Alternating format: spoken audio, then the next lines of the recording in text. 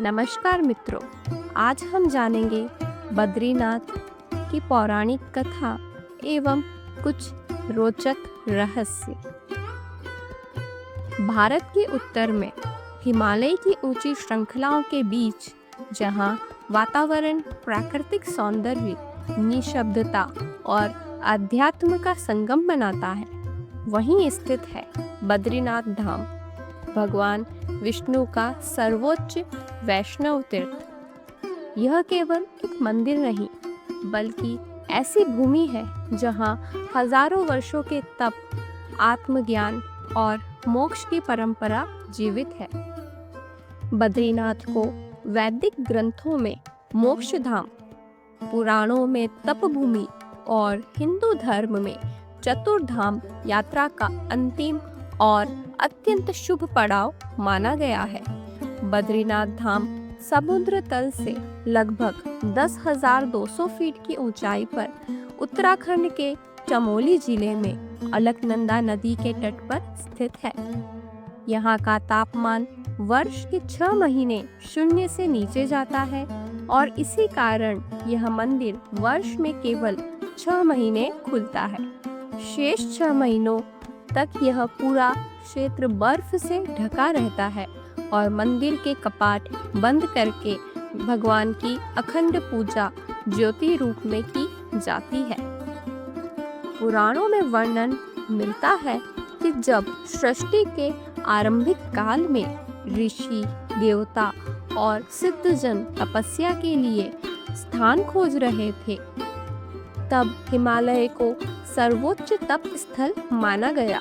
इसी क्षेत्र में भगवान विष्णु ने नर और नारायण रूप में अवतार लेकर सहस्र वर्षों तक तप किया। इसीलिए बद्रीनाथ धाम को नर नारायण तप स्थल भी कहा जाता है। कथा के अनुसार इसी स्थान पर भगवान विष्णु कठोर ध्यान में लीन थे। वे ध्यान और योग में इतने स्थिर हो गए कि दिन, मौसम और वर्षों के प्रवाह का भी उनके मन पर कोई प्रभाव नहीं पड़ा। उस समय उनके चारों ओर ठंडी हवाएं, हिमपात और बर्फीली वर्षा हो रही थी। देवी लक्ष्मी इस स्थिति को देखकर व्याकुल हुई। उन्होंने देखा कि भगवान विष्णु को ठंड से कोई हानि ना पहुंचे, इसलिए उन्होंने स्वयं बद्री वृक्ष का रूप धारण किया और भगवान विष्णु, जो वहां ध्यानस्थ थे, कहलाए बद्रीनाथ। बाद में जब भगवान विष्णु ने तप पूर्ण किया, तब उन्होंने घोषणा की कि यह स्थान लोक कल्याण, ज्ञान और मोक्ष के लिए समर्पित रहेगा। जो भी भक्त यहाँ श्रद्धा से आएगा, उसका जीवन पवित्र होगा और जन्म मरण के चक्र से मुक्ति का मार्ग उसे प्राप्त होगा। इसी कारण यह तीर्थ सिर्फ ऐतिहासिक या धार्मिक स्थल नहीं, बल्कि आत्म उत्थान का पथ माना जाता है। महाभारत के स्वर्गारोहण पर्व में वर्णन है कि जब पांडवों का अंत समीप आया, तो वे स्वर्गारोहण यात्रा पर इसी मार्ग से गुजरे।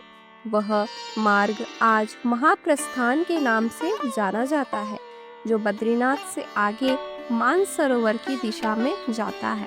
यह भी कहा जाता है कि भगवान कृष्ण के देह त्याग के पश्चात पांडवों ने बद्री धाम के दर्शन किए और फिर हिमालय के ऊंचे शिखरों की ओर बढ़े, जहां एक एक कर सबने शरीर का परित्याग किया। बद्रीनाथ मंदिर का वर्तमान रूप लगभग 8वीं शताब्दी में आदि शंकराचार्य द्वारा विकसित किया गया। कहा जाता है कि उन्होंने यहाँ स्थित शालिग्राम भगवान की मूर्ति को अलकनंदा नदी से प्राप्त किया और उसे मंदिर में प्रतिष्ठित किया। वेदांत दर्शन और सनातन धर्म की पुनर्स्थापना के लिए उन्होंने बद्रीनाथ, केदारनाथ, गंगोत्री और यमुनोत्री को महातीर्थ घोषित किया, जिन्हें आज छोटे 4 धाम कहा जाता है। बद्रीनाथ इन चारों में प्रमुख धाम है। मंदिर के गर्भगृह में स्थित मूर्ति कृष्णवर्णी शालिग्राम शिला से बनी है जो लगभग 1 मीटर ऊंची है। भगवान विष्णु पद्मासन में विराजमान है। उनके 4 हाथ हैं, एक में शंख, दूसरे में चक्र, तीसरे में गदा और चौथे में कमल। यह मूर्ति अत्यंत प्राचीन मानी जाती है और इसके बारे में अनेक पौराणिक प्रमाण मिलते हैं। मंदिर के कपाट वर्ष में केवल 6 महीने खुलते हैं, अप्रैल या मई में अक्षय तृतीया के दिन और बंद होते हैं भाई दूज के दिन। कपाट बंद होने से पहले भगवान को घी और कपूर लेप कर योग निद्रा में स्थापित किया जाता है ताकि 6 महीने की हिम शीत में भी विग्रह सुरक्षित रहे। जहां शीतकालीन प्रतिष्ठा होती है। बद्रीनाथ यात्रा से जुड़ा एक ऐतिहासिक तथ्य यह भी है कि मंदिर के पुजारी परंपरा केरल के नंबूदरी ब्राह्मणों के हाथ में है। यह परंपरा इसलिए स्थापित की गई क्योंकि आदि शंकराचार्य स्वयं दक्षिण भारत से आए थे और उन्होंने कहा था कि यह धाम केवल उत्तर भारतीय धार्मिक केंद्र न रहकर समस्त भारत का धाम बने। बद्रीनाथ धाम के निकट तप्त कुंड नामक गर्म जल स्रोत है जिसका तापमान वर्ष भर लगभग 45 से 55 डिग्री सेल्सियस रहता है। यह एक प्राकृतिक भूतापीय स्रोत है और माना जाता है कि इसमें स्नान कर भक्त मंदिर में प्रवेश करते हैं। इसके पास ही नारद कुंड भी स्थित है जहां नारद मुनि ने अपने सूत्र और भक्ति ग्रंथ की रचना की। बद्रीनाथ के आसपास के क्षेत्र में अनेक पौराणिक स्थल है। वासुदेव गुफा, गणेश गुफा, व्यास गुफा, सरस्वती उद्गम स्थल, भीम पुल जो भीम द्वारा एक विशाल शिला से बनाया गया है। यह पुल सरस्वती नदी के ऊपर स्थित है जहां आज भी नदी वेग से बहती है लेकिन कुछ मीटर आगे जाकर भूमिगत हो जाती है। यह वही स्थान है जहां व्यास मुनि ने महाभारत का काव्य गणेश जी से लिखवाया। धर्मशास्त्रों में स्पष्ट कहा गया है कि बद्रीनाथ के दर्शन बिना केदारनाथ के दर्शन अधूरे हैं। केदारनाथ शिव का धाम है और बद्रीनाथ विष्णु का। शिव और विष्णु की यह जोड़ी योग और भक्ति, ज्ञान और करुणा, प्रकृति और पुरुष का संतुलन दर्शाती है। कहा जाता है कि बद्रीनाथ में विष्णु तप करते हैं और केदारनाथ में शिव उनकी रखवाली। पुराणों में यह भी मिलता है कि जब भगवान विष्णु तप में लीन थे तब शिव ने इस स्थल की रक्षा की और स्वयं निकट के केदार क्षेत्र में स्थापित हो गए।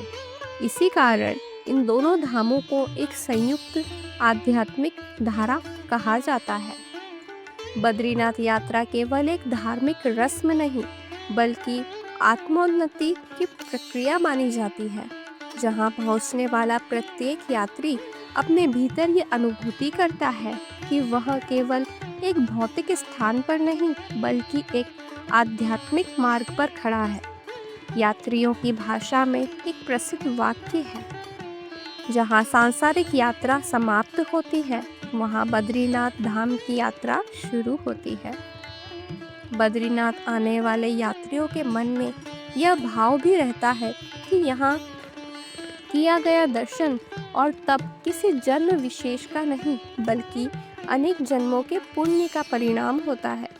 पुराणों में इसे देवों का सिद्ध स्थान कहा गया है जहाँ देवगण अदृश्य रूप में निवास करते हैं। बद्रीनाथ धाम की यात्रा मार्ग समय के साथ कई बार परिवर्तित हुआ है।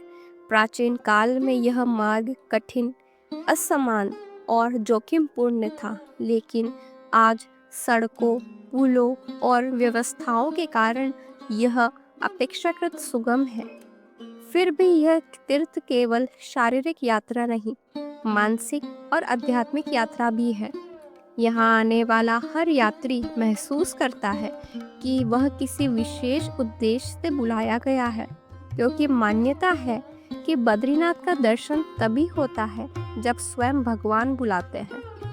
इस यात्रा का आध्यात्मिक संदेश यही है कि मनुष्य जीवन केवल सुविधा और भोग के लिए नहीं, बल्कि ज्ञान, सेवा और आत्म साक्षात्कार के लिए है।